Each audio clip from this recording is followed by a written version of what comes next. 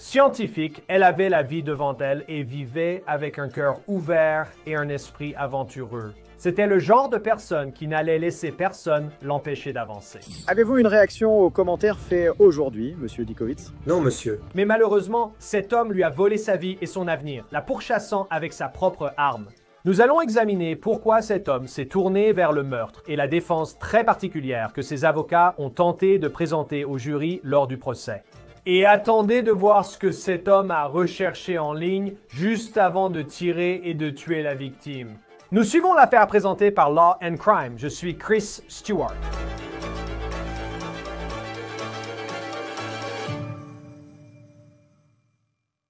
Cette histoire parle de perte, pas seulement la perte d'une vie, mais aussi la perte pour la famille, pour les proches et même pour la société, franchement. Parce que quand on regarde la victime dans cette affaire, elle avait tellement de choses devant elle dans la vie. Selon la famille de la victime, celui qui lui a volé la vie savait qu'il n'était pas assez bien pour elle. Voici Alyssa Rose Waste, la victime. Elle avait 26 ans diplômée et vivait près de Philadelphie.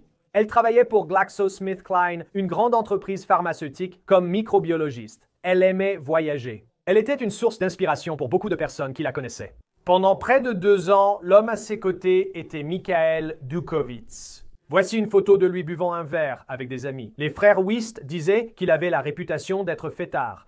Il a donné une interview au Philadelphia Inquirer où il évoquait l'expulsion de Michael DeBar pour ivresse. Il aimait les courses de dragsters. Alyssa l'a rencontré via des amis et ils sont sortis ensemble environ 2 ans. Mais soyons honnêtes, d'après ce que nous pouvons voir, Alyssa était quelqu'un qui était en pleine ascension et qui avait beaucoup d'atouts. Elle travaillait à rendre les médicaments sur ordonnance moins chers. Et il semble tout simplement que ce type, Michael, aux yeux de sa famille, ne faisait que la freiner. Et il pensait qu'elle était tout simplement hors de sa portée. En mars, cette relation a failli finir car Alyssa a compris qu'elle touchait à sa fin. Mais sa sœur a témoigné qu'Alyssa avait repoussé la rupture avec Michael vers le mois de mars parce qu'elle allait partir en vacances avec sa famille. Elle voulait donner une dernière chance à cette relation. Le frère d'Alyssa a dit qu'elle était le genre de fille qui portait la culotte dans la relation. Après les vacances en mars, une fois arrivée en mai, elle a décidé qu'il était temps de mettre fin à sa relation avec Michael. Nous arrivons au 18 mai de cette année, soir où Alyssa et Michael sont sortis boire un verre. Et ensuite, ils sont retournés chez elle à West Conshohock, en Pennsylvanie, qui se trouve juste à l'extérieur de Philadelphie. Et elle a décidé qu'il était simplement temps que cette relation prenne fin. Vers minuit 30 ce matin-là, des voisins disent avoir entendu un cri puis des coups de feu. À leur arrivée, la police a trouvé Alyssa Waste morte, abattue au sol. De plus, la police a trouvé la porte de son appartement ouverte et une traînée de sang menait jusqu'à son corps dehors. Les voisins ont aussi dit à la police avoir vu Mikhail Dukowitz, le petit ami de Waste, près d'un camion sur le parking. Il est monté dans ce camion et est parti, mais il s'est vite rendu à la police. La police dit utiliser des lecteurs de plaques pour suivre son Ford F-150 et reconstituer les faits. La police pense que Waste voulait rompre avec Michael cette nuit-là puis a fui pour se sauver. Elle s'est battue pour s'échapper, mais elle est morte dans la rue, à environ un demi-pâté de maison. Maintenant, selon la police, les premiers coups de feu ont été tirés à l'intérieur de son domicile. La police a trouvé une valise de vêtements pour hommes et un téléphone portable, probablement à Michael au domicile. Comme s'il partait, la relation étant finie. Citation, il savait qu'elle lui échappait. Et je pense qu'à partir du moment où il a compris qu'elle le repoussait, il n'a pas supporté de perdre l'une des meilleures choses qui lui soit jamais arrivée. Le frère de Waste s'est exprimé au Philadelphia Inquirer après son meurtre. Dukowitz a tenté de contester les accusations, dont le meurtre au premier degré, devant le tribunal. Il vient d'être jugé, c'était très intéressant, notamment la défense de ses avocats. Les caméras étant interdites dans la salle d'audience en Pennsylvanie, voici une vidéo de son entrée au procès, selon Fox 29 à Philadelphie. La chaîne indique que les preuves lors de son procès comprenaient des images de la caméra de sonnette Ring montrant les derniers instants de la vie d'Alyssa Waste qui la montrerait en train d'apporter la valise de Michael à l'extérieur de la maison. Il a demandé « Puis-je récupérer mes affaires ?» Elle a répondu « Tu es tellement dramatique !» Ils sont ensuite rentrés chez lui. Les procureurs affirment alors que Michael a cherché sur son téléphone comment charger et tirer avec un revolver. Peu après, des coups de feu ont retenti. La vidéo montre ensuite Alyssa s'enfuyant de chez elle et Michael la poursuivant. Ensuite, le journaliste dans la salle d'audience déclare « Dans la vidéo, 2 coups de feu retentissent, suivis d'une pause de 3 secondes, puis d'un dernier tir. Selon les autorités, ce dernier tir visait la tête d'Alyssa. Les procureurs ont déclaré que les coups de feu ont été tirés environ 25 minutes après qu'Alyssa ait quitté Michael. L'arme du crime était le pistolet d'Alyssa. Lorsque vous saisissez le nom de Michael Dukowitz sur truthfinder.com, vous voyez apparaître un petit casier judiciaire. Ce sont 2 infractions routières, dont une pour excès de vitesse. Souvenez-vous, le frère d'Alyssa Weiss a dit être dans le milieu des courses de rue. Mais rien d'aussi grave que les accusations auxquelles il a fait face lors de son procès. Cette accusation de meurtre au 1er degré. Au procès, l'avocat de Dukowitz a soutenu que ce n'était pas prémédité. Ce n'était pas un meurtre prémédité. Michael a agi sous l'effet de la colère après avoir été quitté. Cette rage a supplanté la raison comme une défense de crime passionnel, mais le jury n'y a pas cru. Une réaction aux commentaires d'aujourd'hui, monsieur Dukowitz? Non, monsieur. Aucun remords? Le jury n'a mis qu'environ 45 minutes à rendre son verdict. C'est bien Michael, reconnu coupable, notamment de meurtre au 1er degré. Et en Pennsylvanie, cela correspond à une peine obligatoire de prison à vie. Bien qu'on ait volé la vie d'Alyssa Weiss, son héritage laisse une empreinte sur d'autres personnes qui espéraient changer le monde comme elle l'a fait. Sa famille a créé la fondation et le fonds de bourse Alyssa Rose Sciences, Technologie, Ingénierie et Mathématiques pour inspirer et soutenir la prochaine génération de jeunes femmes dans les domaines des sciences, de la technologie, de l'ingénierie et des mathématiques. Depuis la Pennsylvanie, Matt Mangino, avocat de la défense et ex-procureur, nous rejoint pour en parler. C'est toujours un plaisir d'échanger avec vous. Cette affaire est particulièrement triste, surtout en pensant à la perte d'Alyssa Weiss, qui avait tant d'avenir avant que cet homme ne lui enlève tout. Défense intéressante. Il ne s'agissait pas de savoir qui l'a fait, mais d'une défense fondée sur le coup de folie.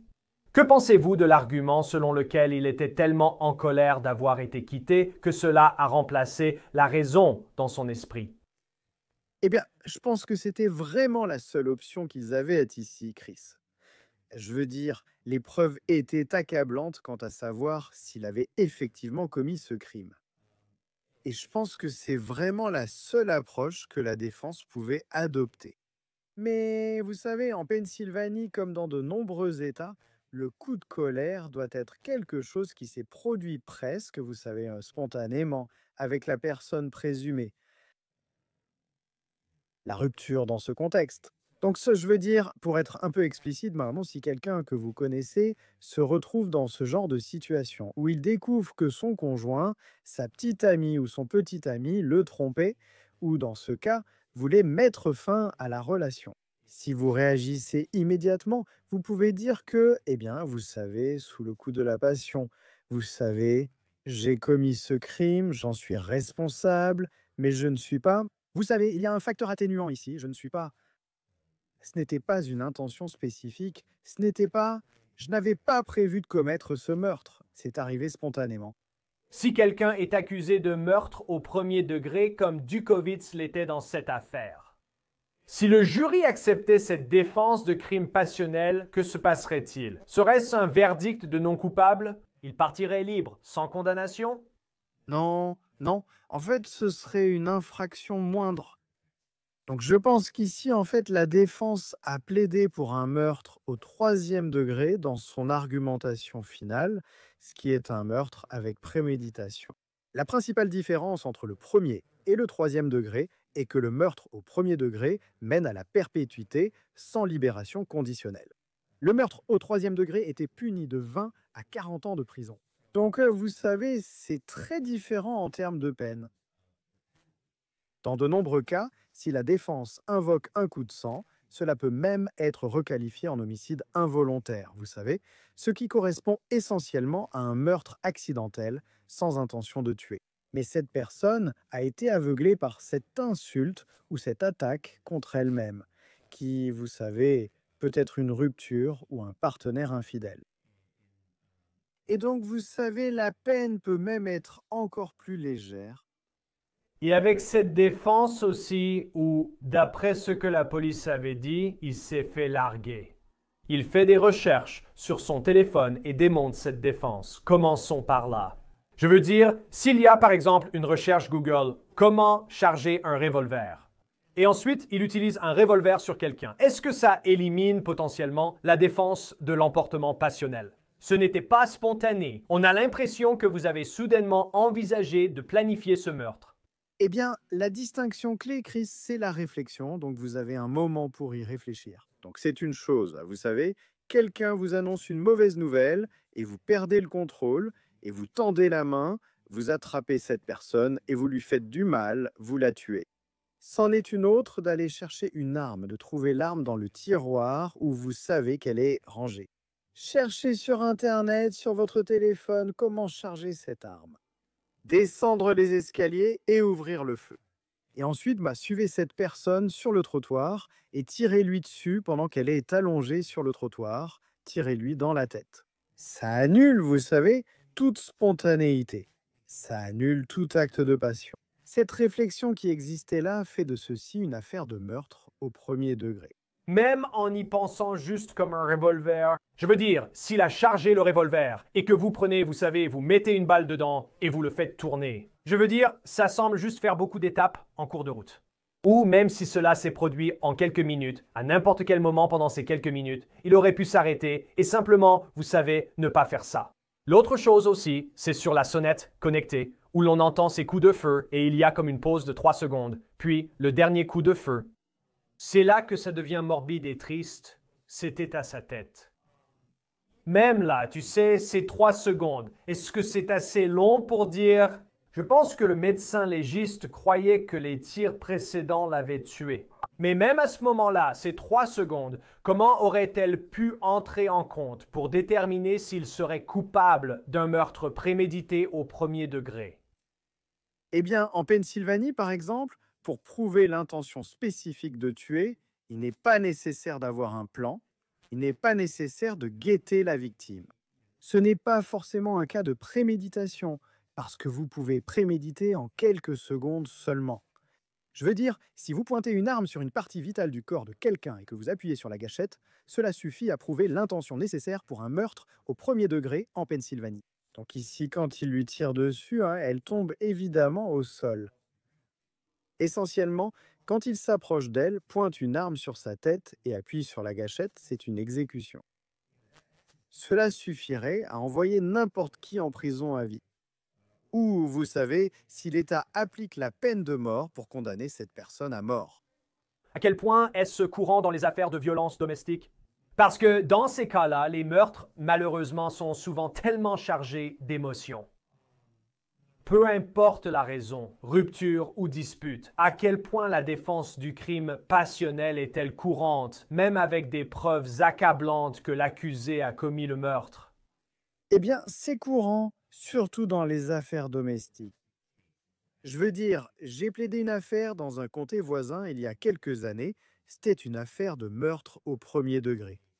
Un mari avait tué sa femme et nous avons soulevé la question du coup de folie.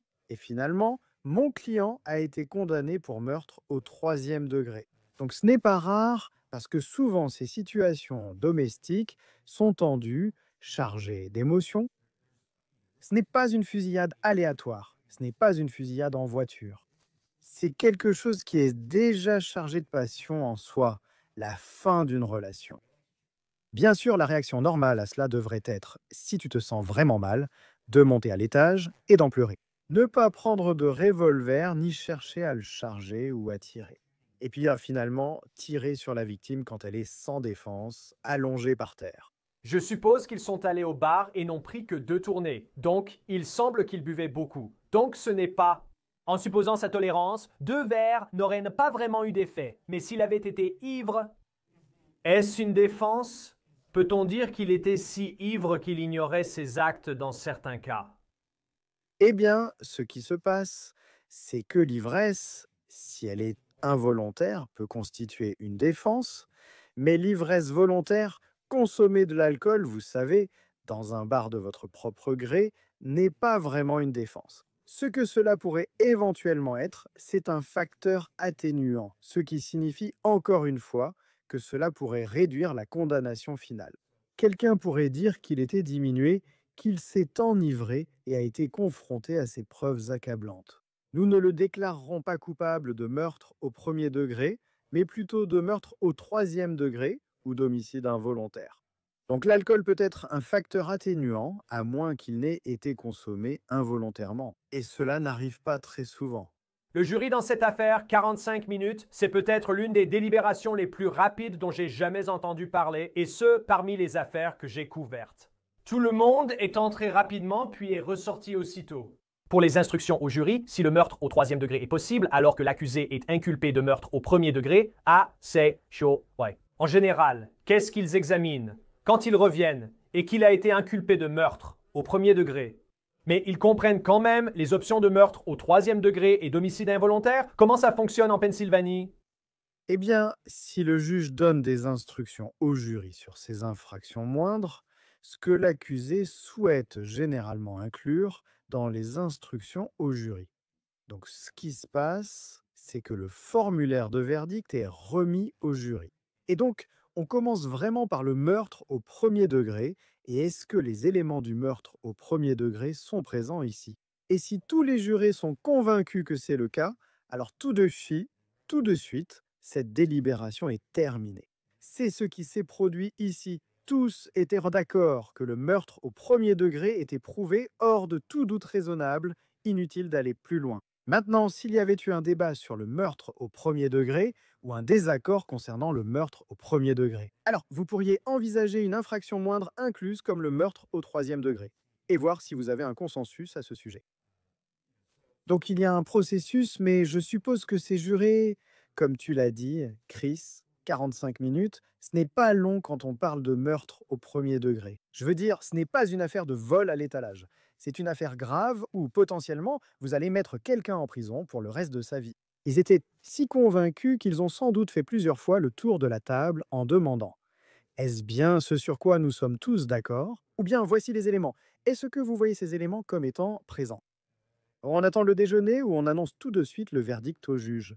C'est un peu ce que je pense qu'il s'est passé dans cette affaire, parce que 45 minutes, c'est très court pour délibérer sur un meurtre au premier degré. Avez-vous déjà eu une affaire où la délibération a été aussi courte pour quelque chose d'aussi grave? Non, non, non. Non, normalement, ouais, vous savez, dans une affaire de meurtre au premier degré, vous savez, si c'est, vous savez, s'il y a des questions que les jurés doivent résoudre, je veux dire, dans cette situation, ces jurés, ils devaient déterminer que ce n'était pas un crime passionnel. L'intoxication n'a vraiment eu aucun impact. Et vous savez, nous retrouvons ici tous les éléments du meurtre au premier degré. Faire cela en 45 minutes, c'est assez rapide. À ma connaissance, en Pennsylvanie, c'est une peine de prison à vie sans libération conditionnelle. La Pennsylvanie n'applique pas la peine de mort, contrairement à certains États.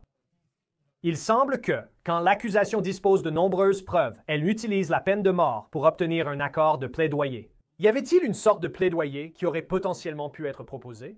Ou je dirais plutôt, en Pennsylvanie, où il n'y a pas de peine de mort, voyez-vous beaucoup de ces affaires jugées parce qu'il pouvait aussi bien tenter sa chance, puisqu'il allait de toute façon écoper de la prison à vie.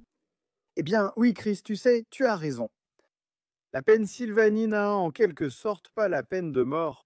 La Pennsylvanie applique la peine de mort légalement, mais un moratoire l'empêche actuellement. Le gouverneur Shapiro estime qu'il ne devrait pas y avoir de peine de mort. En Pennsylvanie, seulement 3 exécutions ont eu lieu en 30 ans, et aucune depuis 20 ans. Tu as donc raison. Pour toutes les intentions et tous les usages, il n'y a pas de peine de mort en Pennsylvanie. Mais cela ne veut pas dire que les procureurs ne cherchent pas la peine de mort. Justement pour la raison que tu as évoquée, cela peut évidemment servir de monnaie d'échange dans une affaire comme celle-ci. Mais je pense qu'ici, les preuves étaient tellement solides qu'il n'y avait probablement aucun accord possible, sauf la prison à vie. Si leur seule proposition est plaide coupable pour la prison à vie, c'est la pire chose possible. Tu vas tenter ta chance et présenter ça devant un jury pour voir ce qui se passe.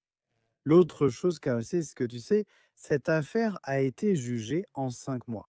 Je veux dire, il y a eu un verdict dans cette affaire en moins de 5 mois. C'est vraiment inhabituel, je veux dire, surtout dans une affaire de meurtre au premier degré. Je veux dire, normalement, il y a des requêtes sur requêtes, des audiences préliminaires, on demande des changements de lieu de procès.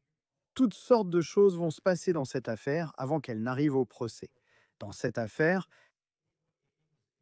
Le crime a été commis en mai et le procès s'est terminé en octobre.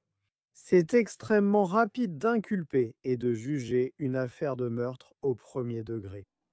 Merci d'en parler, j'avais oublié ce détail. La première fois, en lisant l'histoire, je pensais que c'était en 2024 vu la rapidité des événements. En réalité, tout s'est passé en mai 2025 cette année. Pourquoi n'y aurait-il pas eu de requête préliminaire ou autre chose de ce genre? Si tu es son avocat de la défense, tu essaies peut-être de faire exclure la sonnette connectée Ring. Peut-être que tu essaies de faire exclure l'historique des recherches Google. Est-ce que c'était simplement une affaire où les preuves étaient tellement solides qu'il n'y avait pas grand-chose à faire? Eh bien, je ne peux pas parler de l'historique de cette affaire en particulier. Je pense que s'il y avait eu des requêtes préalables déposées, il aurait fallu plus de temps, il se serait écoulé plus de temps pour obtenir ces décisions. Vous aurez une audience, entendrez des témoignages et le juge décidera. Je ne sais pas si tout cela s'est passé en très peu de temps, parce qu'en général, en Pennsylvanie, vous êtes inculpé, vous avez une audience préliminaire. Ensuite, une mise en accusation formelle a généralement lieu 1 ou 2 mois plus tard. Cette période de mise en accusation formelle déclenche le délai de procédure avant le procès. Vous avez 30 jours pour déposer vos requêtes préliminaires, puis le tribunal fixe une audience. Je doute que cela arrive. En général, dans n'importe quelle affaire en Pennsylvanie, il faut 5 mois pour aller au procès. À l'inverse, le prévenu a peut-être dit « allons-y, finissons-en ». Et en fin de compte, le prévenu, le client, a le dernier mot. S'il refuse les requêtes préliminaires, n'en déposez pas. S'il veut simplement accélérer et précipiter cette affaire vers le procès, alors vous faites ce que votre client veut que vous fassiez.